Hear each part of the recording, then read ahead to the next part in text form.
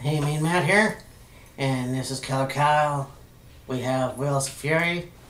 This is another Saturday wrestling talk where we shoot the shit about Raw, SmackDown, TNA, ROH, NXT. Not really any other promotion, unfortunately. So, not really any New Japan talk or CMLL or anything like that. I really thought about doing a old school versus new school video, but I don't know how well we could go from that. Yeah. I'm watching a lot of videos on YouTube, the YWC community talking about how it sucked, but nowadays is a terrible wrestling thing. Like, it's really... Things aren't what they used to be, basically. Yeah. It sucks. I know that I shared on Facebook a talk of Jim Ross and Stone Cold Steve Austin about how heels are terrible now because... Well, and basically, they're not wrong. You know, it's... Yeah, it's basically one of those things where they mention, like, heels don't break rules anymore. And the biggest rule that there still is, technically, that the heels somewhat break is breaking something on a 5 count. Now, the old school way of it was, let's say, it was a tag match between the Fantastics and the Rock and Roll Express, or the Midnight Express, for example. Of course, in that aspect, Midnight Express were the heels. Yeah. So, one of the members of the Rock and Roll Express, or the Midnight Express, I keep wanting to say Rock and Roll Express, Midnight Express would have one of the members of the Fantastics in a corner, throwing punches at him or maybe choking him, and the referee would give him a warning. Then he started administering a 5 count, and if the whoever was of the Midnight Express didn't break on 5, usually the referee would get in between them and separate them, and then maybe tell off whichever member of the Midnight Express it was for, get out of the corner, this, that, and the other thing. And then, they might throw a punch behind the referee's back, or, low blow behind the referee's back, or whatever. Nowadays, it seems to be that the heel will do something, like choke their opponent on the ropes with putting all their body weight on them, and then the referee would start counting. They'd get to 4, and then the heel would get off and back away and let their opponent get back up, or they'd back off for a little bit. The referee would check on the person that was getting choked on the rope, and then the heel would come back in and, start stomping on them and whatever. So, like, heels are still heels, but they're not the heels to the aspect of what they were 20 years ago, let's say. Yeah, I mean, they're a lot weaker, I think. Yeah. Although there are some really good ones that are still... See, to me, and I don't know if I've made this argument before. I probably have in previous videos. There's a lot of the... sometimes they... It seems like, I want to say polite heel. It's like, like Michael Cole. It was, can I please... You don't say that kind of shit. Yeah. Like, may I have your attention, please? You're a heel. You're not supposed to be polite. Leave all that nice shit out. You're supposed to be a heel. Yeah. Cheat, whatever. Yeah. I think nowadays it's either they don't do enough or they do too much. And when I mean they do too much, It's like Jinder Mahal, for example. Mm. He seems to be a really good heel so far. Yes. Like, he's doing it right. He's not... No one seems to like him. And Right, he's yeah. not... Yeah, I can't explain it. Like, it's, Like, Jinder's a good heel in the aspect of nobody really likes him because of him being Indian. Indian and friggin', talking bad about America and how India is the superior country and, 1.3 billion people and, the whole thing with Randy Orton, him attacking Randy Orton and, stealing the title and everything, and then you got the Singh brothers getting involved in the matches. That aspect of him being a heel is really good. But that seems to be as far as it goes. Yeah, like, stealing the title for me, and I said this till I was blue in the face. I didn't really want to fucking see Jinder Mahal win Right. at Backlash because I already know what he's like holding the title. Yes. I know he could be the champion. Now, he is the champion, and I will say that was a pretty damn good ceremony on SmackDown. Yeah, the Punjabi celebration was good. So, I mean, he's a great heel. The one aspect of it that maybe seems to be forgotten is the fact that, okay, you may not have wanted Jinder to be the champion, may not have liked him becoming the champion so soon, may have wanted WWE to wait a little longer before making him the champion. And, him stealing the title, you didn't want him to be the champion after taking the title and seeing what he looks like after the title and all this other stuff.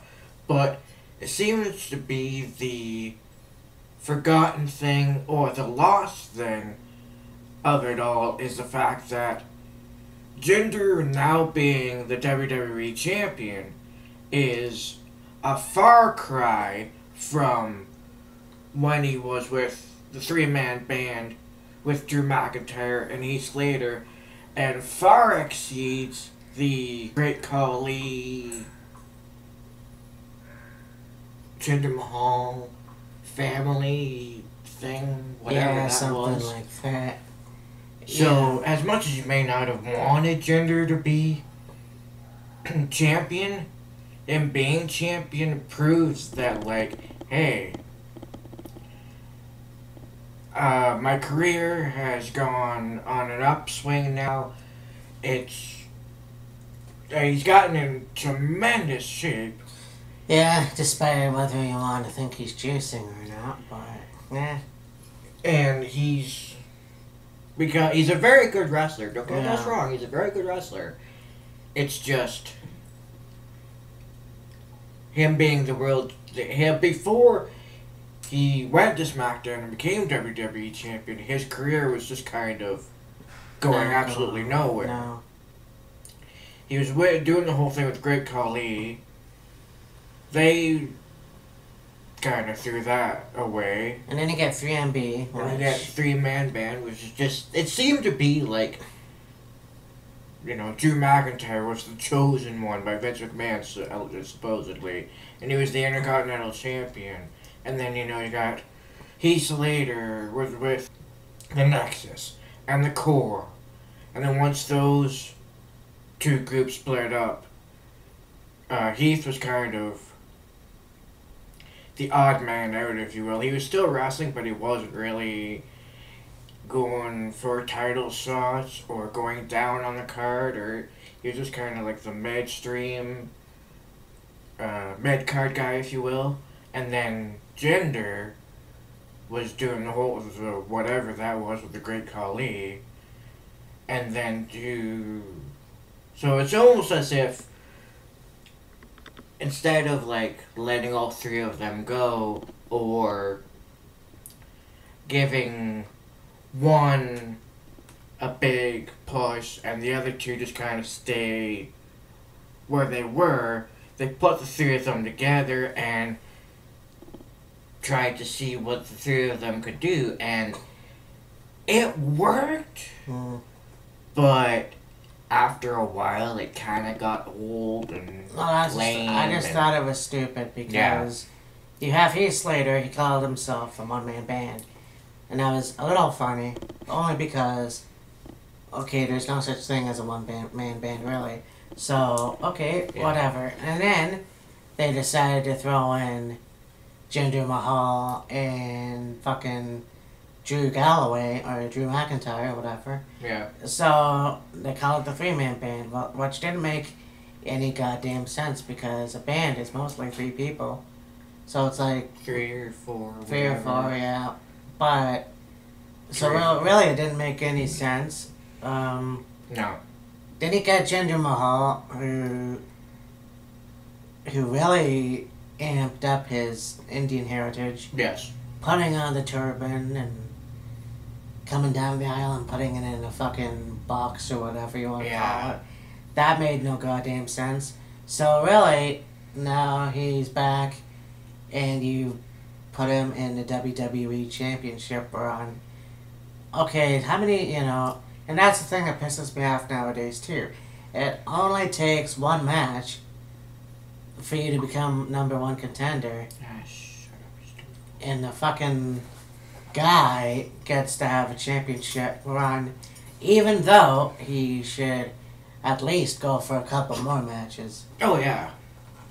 And it seems to be that getting a championship opportunity nowadays is a lot easier than it used to be. Yeah, for sure. I think that there's a lot of things in the WWE right now, and it has been like that for years, but, I get talking to other people and them saying that this era, whatever you want to call it, is a terrible era because it's full of wrestlers who don't look like wrestlers anymore. Yeah. And that's all fine and good. I actually enjoy this era. It was, you got shit like the Bischoff era. Yeah. When Eric Bischoff came in, the only good thing I can remember him doing was an Elimination Chamber. Yeah. The rest was like a fucking joke. Hot lesbian action. 3-minute warning, 3-minute warning wasn't too bad. Well, they weren't too bad, but it was still like, okay, either put them in a title run, or, it gets old after a while. And the funny thing about 3-minute warning too is they were together, they were kind of Bischoff's henchmen or bodyguards, whatever. The three of them had a good run. Rosie and Jamal had a good run together, and then it seemed like they didn't know what to do with them, and so they split them two up. Rosie became the Hurricane's sidekick, who was the superhero in training, or the shit, if you will. And then friggin' Jamal, or is it the other way around?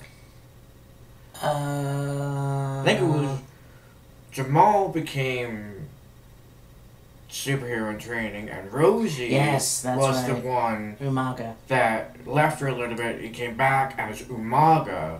Yes. And had a run with that. And then, of course, you had Umaga passing away there a few years ago because he had 2 heart attacks in his sleep. And then recently with Jamal. 2 or 3 weeks ago, whatever it was, you had the other member pass away. And I haven't heard yet what the cause of his death was. Well, he was a big boy. Oh, he was. Well, they both were big men. Oh, yeah. I mean, and that's the thing, too, is that I hear a lot about, we miss these big guys in the ring, and we, whatever. Okay, well, you want big guys, but, some of them use steroids. A majority of them use steroids and are really hard on their bodies, and most of them didn't make it to 60 years old or whatever. Most of them did. I mean, A lot of them did, actually. But, you get guys like, Andy Powerful and Davey Boy Smith and all those guys who died of heart attacks because of all the shit they were through. But they've done other drugs, too. Yeah.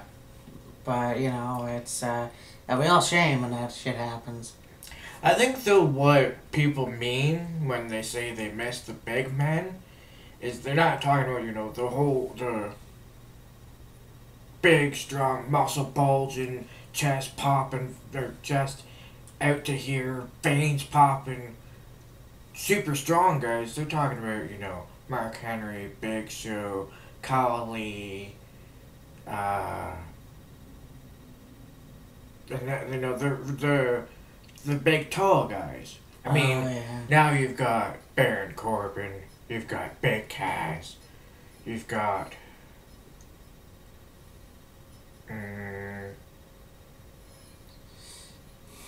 maybe you could fit Jinder in that category. He's a fairly tall guy, but not that tall. But seems to be that WWE nowadays is focusing on the smaller wrestlers. Like Neville, like Alexa Bliss, like even like Rich Swann and all those other guys. Oh yeah, and the Cruiserweight Classics, and Tyler Bate go 205 that way as well. Yeah. And you look at 205, and they say, well, they need to be high flyers. Okay, but that's not all wrestling is. No. And when you watch the Cruiserweights back in 2002 or even WCW, I was like, they didn't just do the high flying shit. No. You had, like, let's say Tajiri. Yeah, Tajiri did that too, but he also incorporated the holds, like the tarantula or whatever. Yeah. And stuff like that. So, yeah, I mean, a lot of the cruiserweights, if you want to call them that, in those days were mostly mat-based performers. Yes. Like a Chris Jericho, he was mostly a mat-based wrestler. Eddie Guerrero. He did some things off the top rope and, springing off the ropes and that, but he was mostly a mat-based performer. Eddie Guerrero's another one. Chris The Benoit. majority of his stuff was mat-based. Yes, he had the frog splash as his finisher, and he might do, an arm drag off the ropes or whatever, but he was a mat-based wrestler.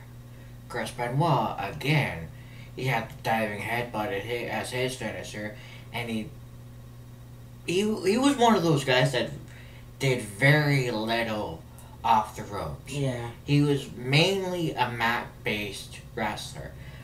In my opinion, and I'm sure Matt will probably feel the same way, the best mat-based wrestler in WCW throughout the latter part of the 90s was Dean Malenko. Yeah. Oh, yeah, for sure. And there was a guy who was, master of how many? 1,000 holds. 1,000 holds. The Iceman. That guy was fucking great.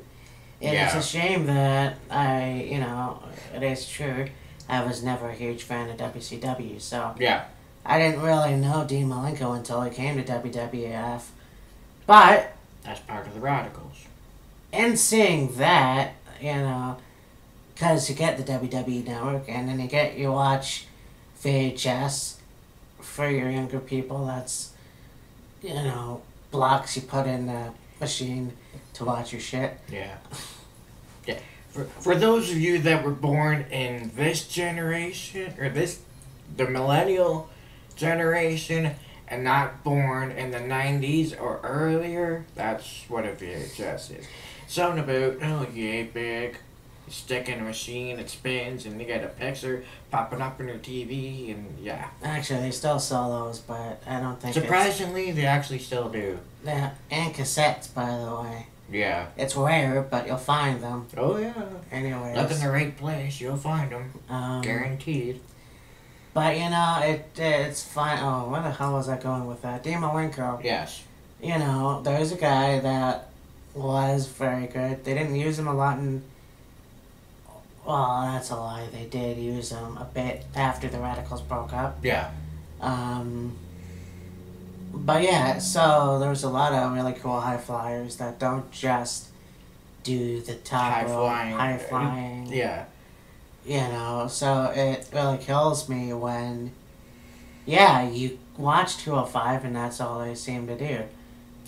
Now, I mean, of course, you also had guys like Rey Mysterio, Juventud Guerrero, Psychosis. Super crazy. Billy Kidman. Yeah. The guys that did more of the offense off the ropes than, Chris Benoit, Dean Malenko, Yes. Eddie Guerrero, so on and so forth, but they weren't just solely high flyers. They also would incorporate the mat-based wrestling as well. Mm-hmm.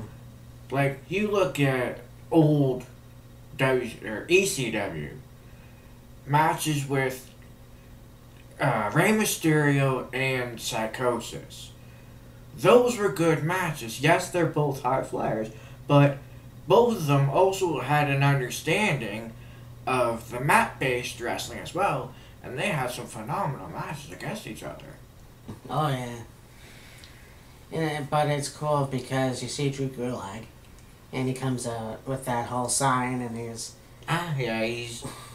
trying to promote the no high flying aspect of the cruiserweights of 205 Live, but nobody seems to really care enough. And the thing too about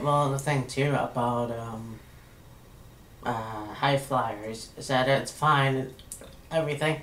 You do that too many times and you'll get injuries. Oh yeah. You look at Rey Mysterio. How many surgeries has he? 5 times on his knee. Yeah, 5 times on his left knee alone. And it cuts your career a bit short, maybe. Yeah. I mean, Billy Kidman's fucking backstage. So I don't know if he could still wrestle. Probably not, but... Well, you got Billy Kidman backstage. You got Dean Malenko backstage. Yes, he didn't do any high flying, but he's the backstage guy now. But if you watch CMLL and AAA especially, you still see... a lot of the high flying stuff. Yeah, you see Juventud Guerrero, you see... Super crazy. Sorry about that. Psychosis.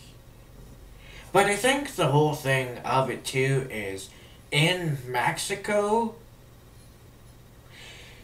you can really say that Mexico is what kind of garnered the whole high-flying wrestling style, which gave, the idea, hey, why don't we have a cruiserweight division or something along those lines so we can use our smaller talents in a wrestling capacity that doesn't have a smaller guy against a bigger guy. Exactly. And I'm just thinking too, it's funny how each country has their own thing. Oh yeah, there's several different countries. They got the Mexico with the luchadors, the high flyers, the guys like that. Lucha Libre. Lucha Libre. Olare! You get the Japanese strong style, the Canadian technicians, the English strong style. Yeah, England. Is that what they were called? I thought they were brawlers. England is more for... Okay, it has its own strong style, but it's also more of the chain wrestling, if you will. Yes, yeah. And speaking of England, you talk about guys who are big, I really miss Wade Barrett. Like, Yeah. there's a guy that you really fucked up on, Vince. Yeah. You know, this guy should have been the WWE champion. You know, think about it. You know, they already screwed up on the British Bulldog. He could have been the first British English-born champion. English-born champion. But you know. You have Sheamus, who's the first Irish-born champion. But, you know, he's still doing great. Yeah. I wish they would give him another title push. Yeah. Oh, they probably will eventually. You Yeah. know? You get someone like Cesaro who should get a title push. Yeah. You know, it's starting to evolve. And the thing with Jinder is, he didn't really earn a lot of a shot for the WWE Championship. He had one match. Okay, fine. Yeah. But if you think about it, it's almost like breaking the mold. Okay, so he was born in Canada, but he's representing his Indian heritage. He looks like an Indian. So, in a way, like, people say The Rock was the first black WWE champion, but he is half Samoan, so... Yeah, he's 50-50. That black doesn't... and Samoan. Yeah, it really doesn't count. So, and, you know, it's called World Wrestling Federation, so... Well, World Wrestling Entertainment now, but... Yes. Well, yeah. At the time, it was World Wrestling Federation. That's also what I meant, but, you know, the term world, you would think... You gotta incorporate all your country represented superstars. Scotland, England, Ireland, Japan, Mexico, India, whatever. I mean, you already have had a lot of American and Canadian champions. Yes. You have another Canadian champion, but he's also of the Indian. So he can celebrate his heritage that way, I guess.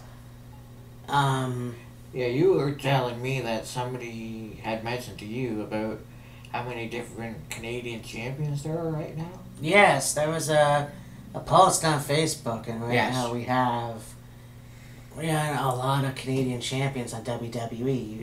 You got Jinder Mahal, which I already mentioned is Canadian, but he's representing India. You got Kevin Owens as the U.S. champion. Yeah, Bobby Roode is the NXT champion right now.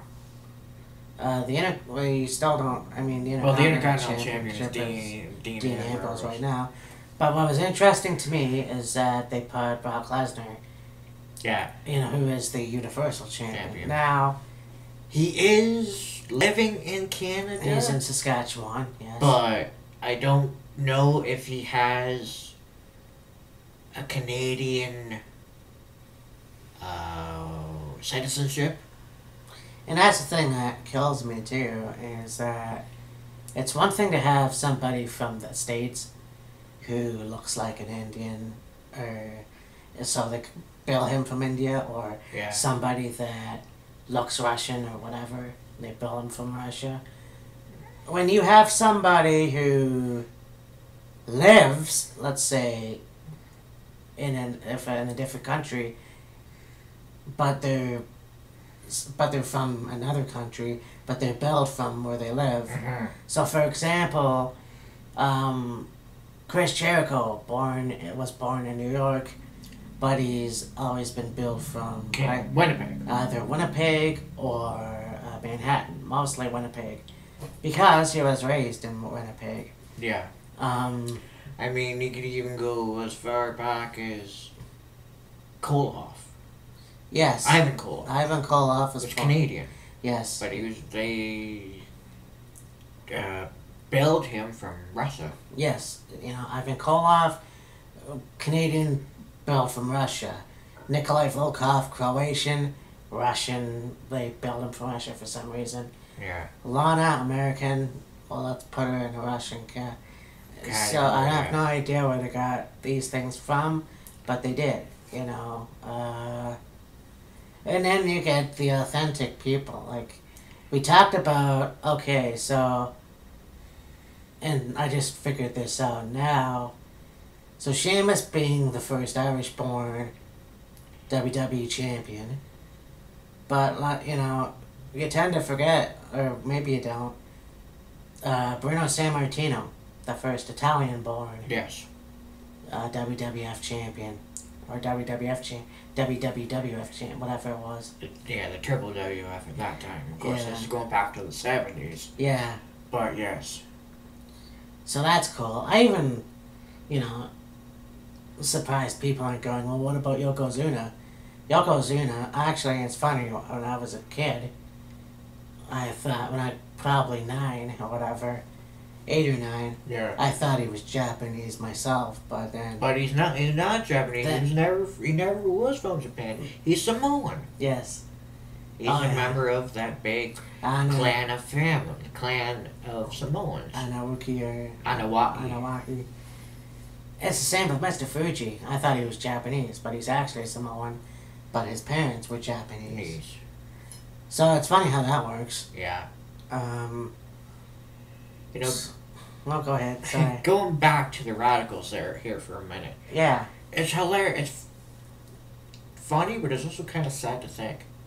Of the 4 of them, Chris Benoit, Dean Malenko, and Eddie Guerrero all had successful long runs in WWE. Chris Benoit and Eddie Guerrero had longer runs than Dean Malenko, but I think Dean Malenko just decided to, I guess you can call it, retire early. And then Chris and Eddie went on to have long careers before they both ended up passing away. But you got fucking poor Perry Saturn. Yeah. He had an amazing run in WCW. They bring him into WWE. And yeah, okay, he ran with the Radicals. But then, once the 4 of them started doing their own thing, he just basically took a big shit and ended up nowhere. Well, he had a match with somebody. I can't remember who it was. And he was pissed off, and something happened where he beat the shit out of somebody when he wasn't supposed to. Right. And so they punished him by putting him with the mop, which I at the time I didn't remember how that storyline happened.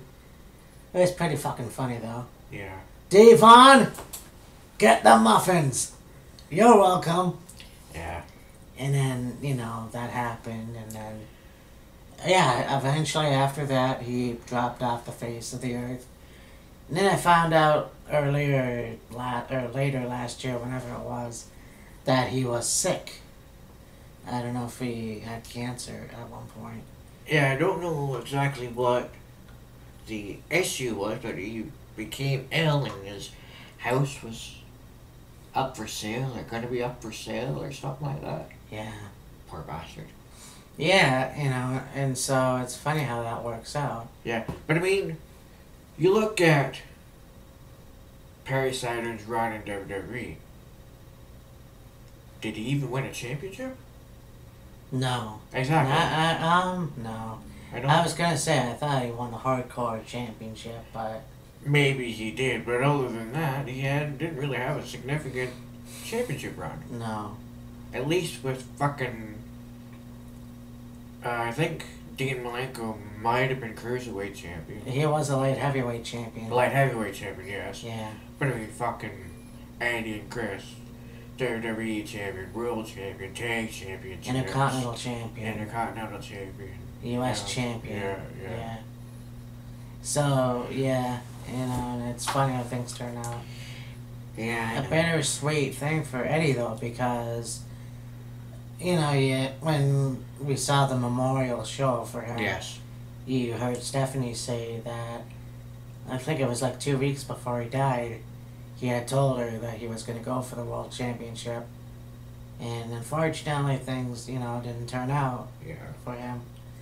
And it's a shame how that happens. Yeah. Then, of course, 2 years later, you get Chris Benoit, who offs himself and his family. But, you know, yeah, You know, the anniversary of that's coming up in the next month. Yeah. So we may do a video on that, I'm not sure. Mm. So what else is there to talk about? Let's go to NXT. Yeah, NXT is always, always a great show to watch. Yeah. You know, yeah, you look at Raw and SmackDown, and it's all, sports entertainment, but NXT it seems to be focused more on professional wrestling. Yes. I'm very impressed with Aleister Black, bringing him down from Progress. I'm very impressed with how they're handling Drew McIntyre. Right now, yes. Right now, yeah, I know. I'm scared, though, because I don't know what they're going to do with Aleister Black once he goes to the main roster. If they put him in the main roster. Yeah. Because they have Shinsuke Nakamura. Mm. You know, they brought him from Japan. They brought him to NXT. Everything was great. Now they put him on SmackDown. Now he's still the same guy, but they, instead of calling him the King of Strong Style, he's now known as the Artist. Well, I noticed at Backlash and SmackDown when he was part of that tag match, they did make a couple references to him being the King of Strong Style. Oh. Okay, I can't. I missed that part. So, I don't really think it's entirely gone by the wayside, the King of Strong Style, but they seem to be referring to him more as the Artist than the King of Strong Style. Yeah. But I mean, even go back to TakeOver. You had, of course, all three of your NXT champions retain their titles. Pete Dunne now is the new United Kingdom champion. That match in itself was worth watching was worth watching TakeOver. Oh god, that fucking suplex onto the, and they just threw him onto the apron. I've never seen that before. I marked the fuck out for that. No, that was the best. That's what professional wrestling should be about. Yeah. That's what, excitement, and that exactly is what happened. I mean, when you got the fans chanting British wrestling and fight forever, that's when you know you've got a good match. Yes. Oh, yeah. And to me, that truly exemplified what the true definition of British wrestling is. Exactly. Now, you might not have as many English, British, UK wrestlers now as you did before, but for those that are going to be in WWE, can look at that and go, wow, we've got something here, let's take it and run with it. Yeah. But that's what professional wrestling is. Yes. I like this whole thing about sports entertainment and stuff like that. It's fine every once in a while. But the fact of the matter is, it's wrestling. It's wrestling. It always will be. It always has been. I'm a fan of professional wrestling. That's the way it is. And I know that WWE has changed. For some people, the worst. I still watch it. I still have faith. Yeah. I'm not, and to be quite honest with you, I'm not ashamed to say that anymore. Like I said, 10 years ago, I probably would be ashamed of it, but honestly, I enjoy what's going on right now. Yeah. And like I said a few videos we did ago, it's probably WrestleMania or so, whatever. Wrestling nowadays is focused a lot on the future of Sorry. not just wrestling in and of itself, but the wrestlers that are coming in to the business from whether it be Progress or Next Generation Wrestling or Insane Championship Wrestling or whatever. Oh, yeah, Insane Championship Wrestling, that's pretty cool. Yes. And you get a lot of other promotions too, like, people say, well, professional wrestling sucks.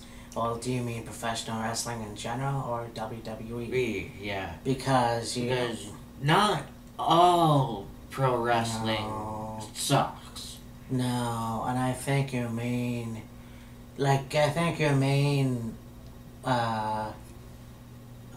organizations like TNA and WWE. It kinda sucks. Yeah. In certain ways it does. I'm not gonna lie, but you also have New Japan, Wrestling Noah, CMLL, AAA, Insane Championship Wrestling, Progress, Smash. You have all these things that you can watch and go, yep, there's pro wrestling out there. Yeah. See, the art of wrestling in and of itself is not lost. No. It's changing. It's still good, but there are some things about it that aren't so good, and some of it that also sucks. But the art of wrestling in it alone is not completely lost. No, and I think that it just bothers me though sometimes, and I get it. I do. Somebody who watched wrestling back then, and it is true, but it's like either you're a fan of it or you're not.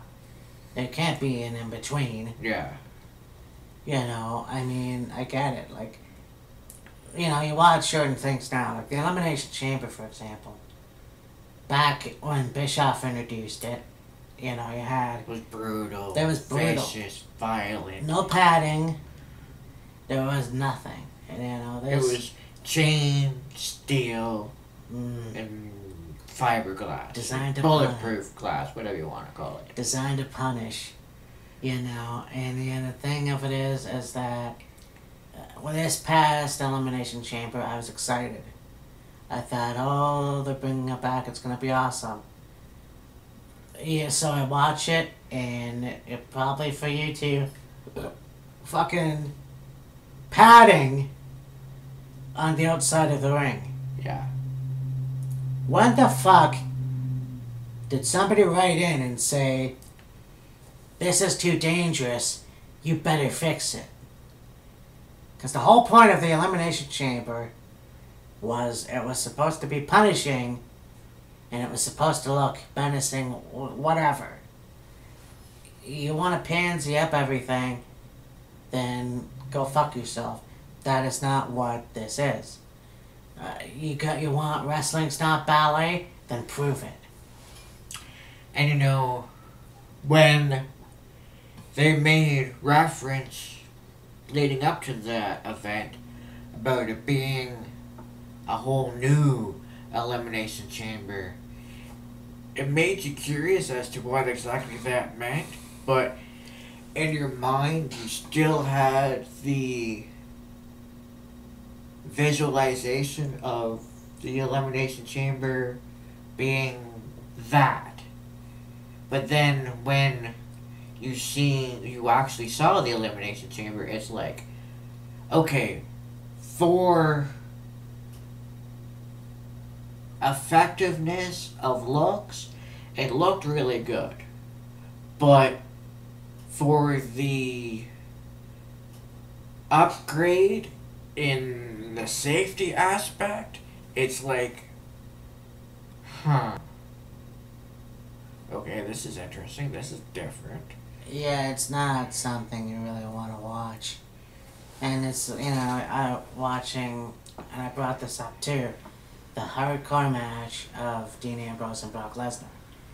It wasn't the falls down anywhere. You had Dean Ambrose tease the barbed wire baseball bat, that chainsaw. The chainsaw, and then you ended up Brock Lesnar won by F5ing Ambrose on a pile of chairs. Yeah. It wasn't the greatest thing ever. Don't call it a hardcore match if it's not gonna be a hardcore match. Yeah. Cause it wasn't. It was basically a bunch of fucking chairs. Yeah. Those days, see, I understand that the WWE is not about barbed wire rope match, the death matches, or anything like that, but queuing it went. You talk for a while. Yeah, I'm gonna take the reins on this one before Matt gets too wound up, and yeah. Going back to NXT and TakeOver, who would have ever thought that Tommaso Ciampa would turn on Gargano? Oh, I did. Oh yeah. There's no doubt. Like I think it was only a matter of time. You looked at Ring of Honor and the Sicilian Psychopath. Yes. A guy that didn't give a shit about anything or anyone. He took out. Yeah. Hijacked anything and everything. So when it came to WWE, but NXT, with Johnny Gargano, who was an independent wrestler, you thought, okay, this is kind of weird seeing, at least I did, well, this is weird seeing Tommaso Ciampa as a face. I don't really think that's in character for him. So finally, it was surprising to me that it finally came out then. I don't know. I think the whole thing of it is when they initially lost the NXT tag titles, there was a little bit of dissension between the two. Oh yeah? But then it seemed like, it's just one of those things where, the tag team, something happens, they have two different opinions on, but then they work it out, and they carry on like nothing happened. And essentially that's originally that's what it was. Well, and I think body language has something is really good for stuff like that, because you could see interviews where Tommaso Ciampa just doesn't really give a shit. Like he doesn't look like he really cares about what's going to happen in a tag match. This all goes back to 2 weeks ago, I believe it was, where Goldust turns on R-Truth. Yes. Again, a very good heel turn. Yeah. But who would have thought? Like, I thought maybe it could have been R-Truth turning on Goldust. But then again, so you have them backstage, and I didn't see it. I mean, I saw it, but I didn't see the expression on Goldust's face. But it looked like he was cheering on R-Truth at first. Yeah, like, Matt saw the turn coming, he just didn't see it happening the way it actually happened. Yeah. And I mean, before they went out to the ring, R-Truth is like, oh man, I screwed up. Yeah. I cost us the start of the tag titles, I feel so bad. And Goldust is like, nah, don't worry about it. We're a team, we can get through this together as a team. And, we can still prove everybody wrong. We can get on a winning streak and get another start of the tag titles. Whatever. And then, I forget whether it's supposed to be a tag match or a singles match. No, it was a tag match. Yeah, it's a tag match. And, R-Truth is doing his whole rapping thing. And, they're looking like they're all chummy, buddy. And then Goldust clobbers Truth from behind. And it just happened out of nowhere. And start beating up on R-Truth. And it's like, Okay then. It seems now as if Goldust is reverting back to his 90s run. It didn't seem like the audience was into it that much. No. But, you know. And hopefully with this adaptation of Goldust, if it is reverting back to his 90s run, it won't be as over the top vulgar as it was at that point. No, I don't think so. Are you kidding me? Well, who knows? I mean, they let The Rock get away with whatever he wants, so. True. Yeah, it'll be interesting to see what they do with this last run, because it really is, I think. You know, it's, you got these wrestlers who've been at it for over 20 years, Yeah. and it's like, alright, well, hell, even before that, I mean, Destin started in 89 with his dad in WCW, and then, of course, going to WWF in 96. With this Goldust character, and it's like, you know, he had some issues in the past, and he was sober in the late 2000s. Yes. Let me get this wrong. It seems to me like it will be his, well, it better be his last run. I don't know what they're gonna do with it, you know? Yeah. I highly doubt they're gonna put the belt, the WWE Championship on him. But you never know.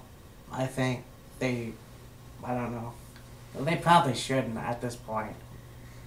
But Yeah. it'll be interesting to see what happens. He's kind of like the last original WWE superstar. Yeah, Goldust is one of the last of the 90s era. Yeah.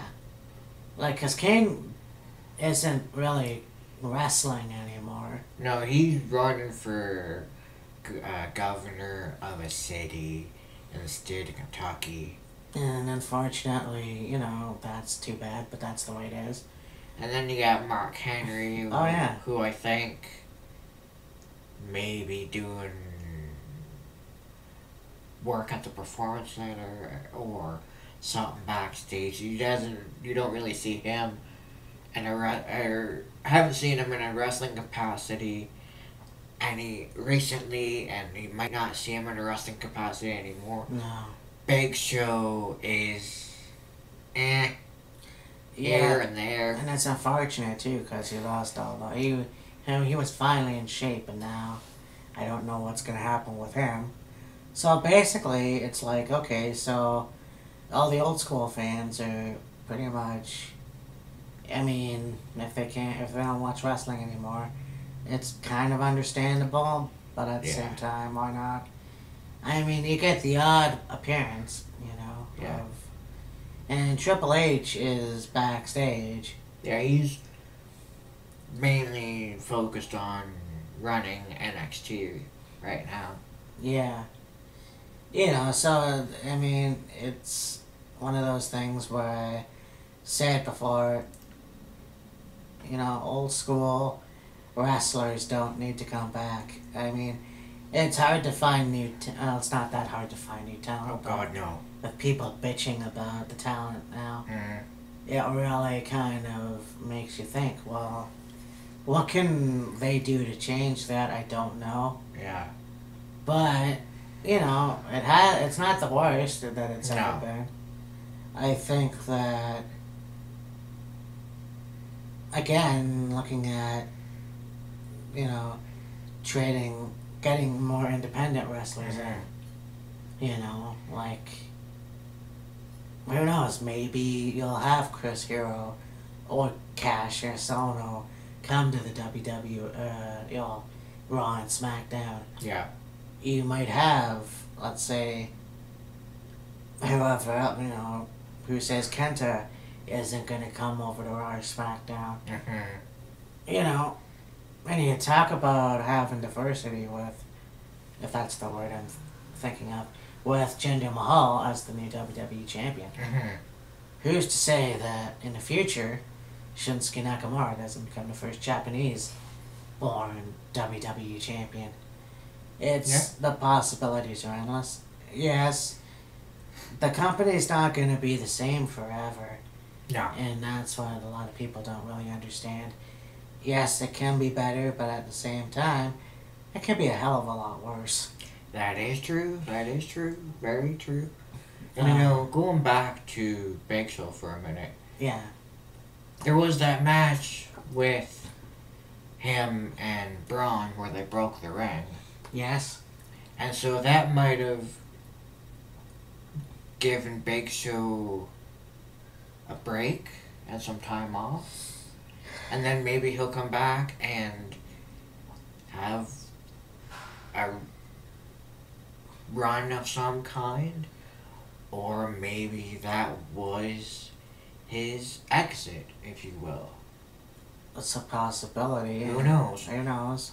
And I mean, of course, talking about wrestlers from the 90s, at WrestleMania you had basically Undertaker symbolically retiring, leaving his hat and his gloves and his coat in the middle of the ring and then walking away and then going down the same way he came up for the match. So yeah, Goldust is basically the last of the Mohegans, if you will. Yeah, and like it or not. Yeah. Yeah, so it'll be interesting to see what they do with him. Will they give him another Intercontinental Championship push? Or do you think maybe they'll actually say, fuck it, we're going to put him in a WWE Championship push? Maybe. I don't think that's going to happen. I don't see Goldust now getting a WWE Championship push. Maybe they'll give him the Intercontinental Championship for one more run. Or maybe at some point down the line, partner him up with somebody else. And then win the tag titles, and go for a run with the tag titles.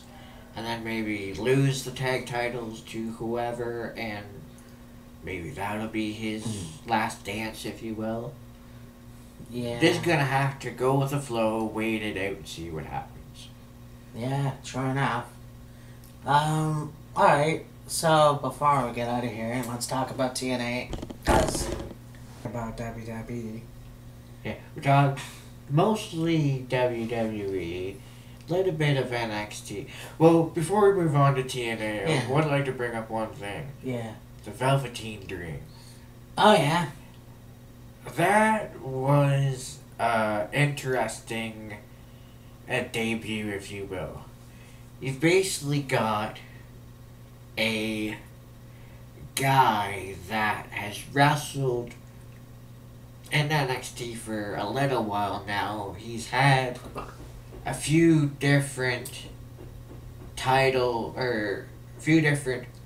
runs in NXT, but nothing's been set in stone. It's like, okay, this is what your character's gonna be, this is what we're gonna do with you, go with it.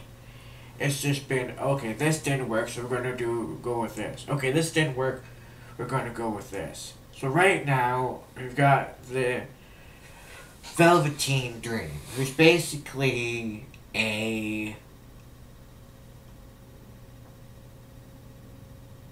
toned down version of Gorgeous George, maybe?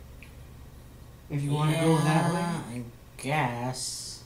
He's just basically a colorful, flamboyant character. Yeah, I guess so. Again, we'll see how far that goes. Yeah. I don't know how they will deal with that. I'm surprised they have, but in the world that we live in today. But yeah, we'll see how that goes. I can't wait to see what they do with him. Yeah. But before we move on to TNA 2, I was watching, I don't know how this got on the front page of YouTube. It's an interview, a reunion of sorts. I guess Tom Pennington or the Dynamite Kid for for you guys there lives in Japan, and there was a reunion. Can't remember who it was. It was in Japanese, but Yeah. holy shit. You know, I thought, wow, he does not look good. Yeah. I did look it up, and he did have a stroke Right. a couple years ago. Yeah. And I don't know. He's paralyzed. His one leg is paralyzed. Yes. So he just looks awful. Like, it's hard. You look at wrestlers, and like I said before, you know, you live a hard life as a wrestler, you know, what you would think is a wrestler, a big guy, and he wasn't really that big, but just having, you know, gone through that, retiring at a young age, Yeah. going through a bunch of shit, and then now he just looks awful. Yeah. But now we go on to TNA. Yeah. On a lighter note, removed or something happened. There we go. Alright, yeah. Move on to TNA. EC3 wins the triple threat and gets a shot at the world title. Yes. Holy shitballs. I really fucking hate EC3. First of all, I told you before, I did not like his face run. I thought it was phony. This promo he cut before the show, it was fucking disgusting. Yeah. I hate it. I hate him. I mean, I just fucking want him to, you know... Go in a hole and die. No, not necessarily that, but... Go the fuck away. Yeah, like, who gives a fuck, man? Yeah. This guy, so, I mean, he has a match with James Storm and Magnus, which, you know, Magnus came back a while ago. About a few weeks ago. Yeah. He was the Global Force heavyweight champion at the time, and then he loses it to Alberto. Yes. And then they put him in the three-way dance, old school ECW reference, Yes. with Storm and EC3. And then you fucking have EC3 go over. Again. Are you, Magnus, a guy that should get a push, who was Global Force champion. You said, nope, we don't want him we don't want him going for the belt. We don't want James Storm going, why? EC3's a fucking moron. And you let him go over. You know? Yeah. How many times has this guy been the champion now? Twice. In one fucking year. Yeah. So, you have James Storm, you have Magnus. Two guys that could be the champion, but no, we gotta have EC3 versus Lashley again, because fucking Alzheimer victim, you know. No, it's pathetic, you know. You got these guys who already had their chance. Move the fuck over. Get somebody else in the title picture. Rant over. Feel better? Yeah. I think from my aspect of it is because Magnus lost the Global Force Championship to Patron 2 weeks before the triple threat last week, the week before.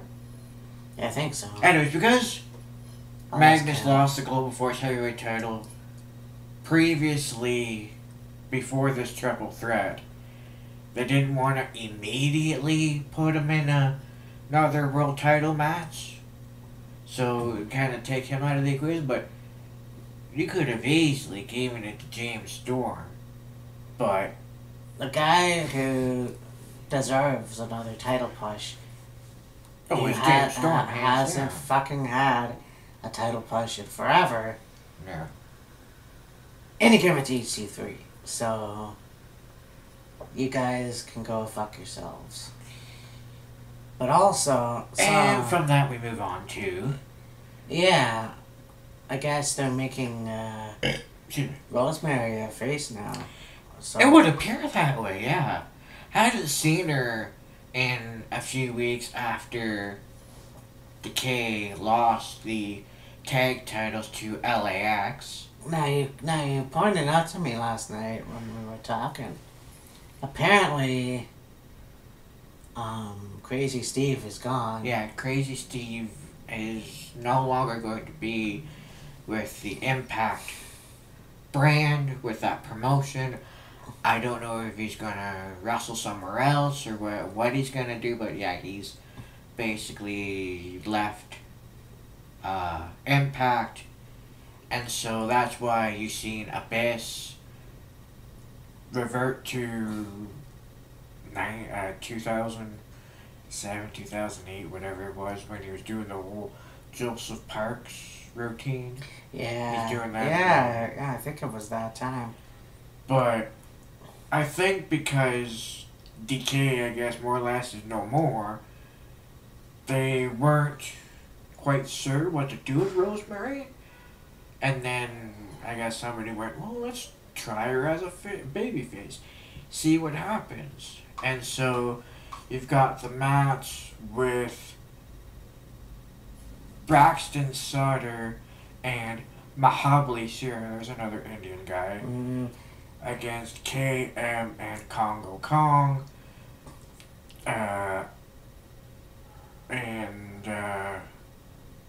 That match ends up happening, and then after the match, there's a whole melee with friggin' the four of them fighting up the entrance ramp backstage, which left Laurel Van Ness and Sienna alone in the ring with Ali. Ali's getting the shit kicked out of her, of course. Here comes Rosemary out to the ring. It would appear as if maybe there's going to be like the three of them gang up on Ali and beat her up. Rosemary missed Sienna, and then she delivers the Red Wedding to Laurel Van Ness, and the two of them are out of the ring and leaving the ring, and yeah. So basically, Rosemary helped out Ali. It was pretty cool because I noticed watching Smash Wrestling, Ali actually, both of them were a part of that show. Yes. Being a Canadian. But it was interesting to see them both in the ring staring each other down. So I don't know. I think that Rosemary's gonna turn face. I don't exactly know to what capacity that's gonna happen in, but I don't know how they're gonna work it now because Crazy Steve is gone. And Abyss is going to be Steve Parks again. Joseph Parks. I don't understand what's going on with the whole Matthews Borash thing. I think that it's going to be an interesting match at Slammiversary. Well, before we get to that and continue on with that, let's go back a little bit with the Edwards against the Richards. Oh yeah, so so it was Davey and Angelina versus Eddie and what's his wife's name? Aaliyah. And so actually it was a surprise win. Aaliyah and Eddie win, not without having poor sportsmanship out of Davey and Angelina. Now you want to talk about good heels, there you go. You get these guys who lose a match and they throw a tantrum basically. They attack Eddie and Aaliyah from behind. Davey handcuffs Eddie to the ropes, pull out a table, put it in the ring, and then Angelina Love power bombs Aaliyah through the table, making Eddie wash, of course, handcuffed to the ropes, and ta-da. Yeah, there it is. A brutal beatdown. That's fucking amazing. And it'll be interesting to see how it goes. Yeah. So now let's jump back to this whole Josh Matthews, Jeremy Yeah. Borash thing. What at first was happening was Josh Matthews comes out and he calls JB into the ring. JB gets into the ring and, you know, Josh is doing this whole apologetic thing.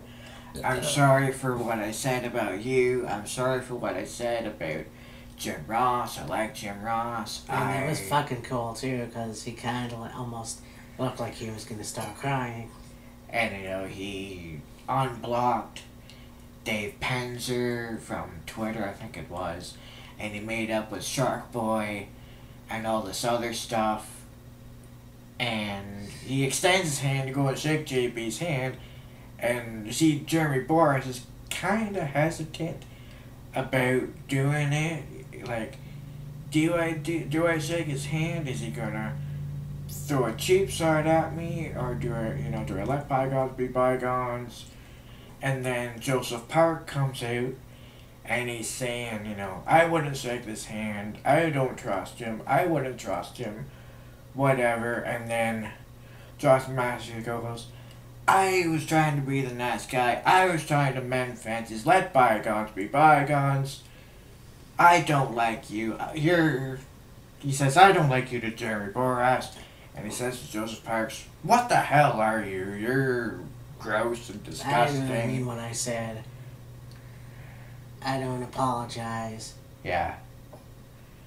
And then Joseph challenged Josh Matthews to a fight. They both take off their jackets, their ties. A referee comes out. Jeremy Borash gets out of the ring. It looks like the two of them are going to go at it. And a huge music was to hit.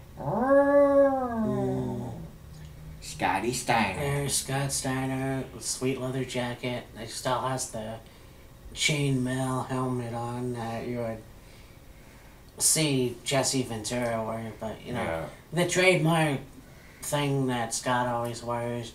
He's coming down the ring, he's chasing down Borash, and basically, you know, Joseph looks scared out of his mind. Oh, yeah. Well, But- fuck, they both were, and then, of course, the two of them are across on the other side of the barricade into the crowd, and then there goes Scott Steiner out of the ring, or through the barricade, chasing the two of them. He clobbers a poor fan for no apparent reason, but of course that's an allude to his character, if you will, being like this intimidating, out of control, scary guy that you can't predict. He just does whatever he wants, when he wants, however he wants, do whatever he wants, and more or less gets away with it. And then that led into basically it's gonna be Josh Matthews and Big Papa Bump, the genetic freak, Big Bad Booty Daddy Scotty Steiner against Joseph Parks and Jeremy Borash at Slammiversary. I always thought that was funny. Big Bad Booty Daddy. I know. Yeah. Anyways, yeah, that should have been an interesting match. Yeah. You know, and it had been quite a few years since Scott Steiner was in TNA or even made an appearance on TV in a wrestling capacity. And however old he is now, he still looks pretty good. Oh, yeah. Of course, you don't know what his physique is like, but... No, I mean, he didn't take off the jacket, so it doesn't look like he... I don't know if he still has boobies under his arms or not, but yeah, I think it'll be quite a interesting show. Anyways, this has gone like an hour and 14 minutes or so. yeah, well past an hour, which It's just... is a rarity for us, but it's... It's Saturday, so it doesn't really matter. Yeah. That doesn't matter either, but... Yeah. Anyway, so any final thoughts? I can't... Is there anything we want to talk about or want to touch on? Raw, SmackDown, something like that? Or just... Yeah, I can't think of anything anymore. I got I think- Iron Sheik. this time around? Shaky baby, yes. Shaky baby.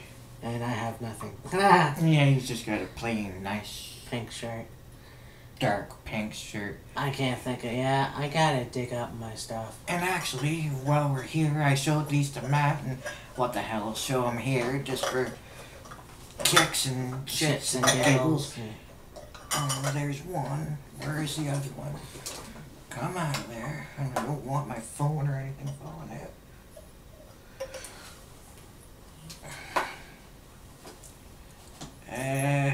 Okay, we're good. So I have 2 cups here in my hands. They're old school WWF. One is Hulk Hogan. Hulk Hogan, there we go. And the other one is Demolition. Alex and Smash of Demolition. Nah, And of course go with the old school Iron Sheik t-shirt. It sort of fits in. It's a pattern.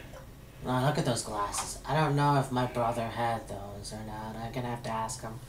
If any of you have seen these before or have others of these, you can comment on this video and mention, who you have, whether you might have like Randy Savage, Hacksaw Jim Duggan, or any others you even have any idea where to get more of these. Comment on this video and we'll, Matt and check them out and let me know, or Matt and I can both check it out at some point and just for curiosity purposes.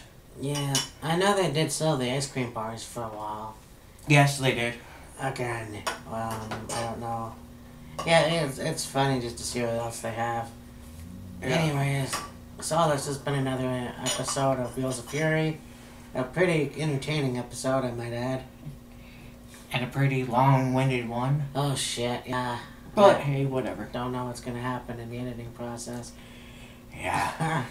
Anyways, so we'll talk to you later. I think that Extreme Rules. Yeah, we'll wrap this one up and then maybe later do another one. I know Extreme Rules is coming up here shortly, so of course we'll do another video about that. And who knows, maybe I'll do a video in between. Yeah.